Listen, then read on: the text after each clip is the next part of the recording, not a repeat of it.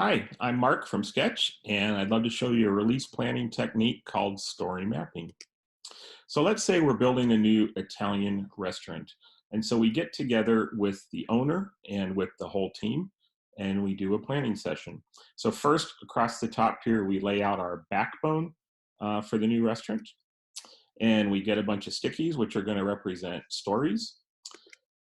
And then we start with the first row being the minimum viable product. What's that minimal release that we can actually go to production with? So we're just going to do it in a mobile home at first and just one entree, one drink. Then we plan out a second release, maybe with a kids menu.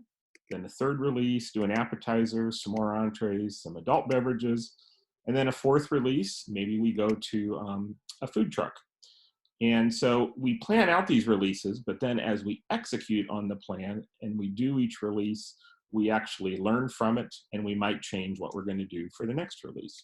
So there's a lot of benefits to doing small releases. And one is we get our product out there a lot faster. And another is we can start adapting it to feedback we get from our customers. And then since the whole team was involved in the story mapping, they understand what we're doing, they have more focus, and hopefully they're actually pretty excited about it. Thank you.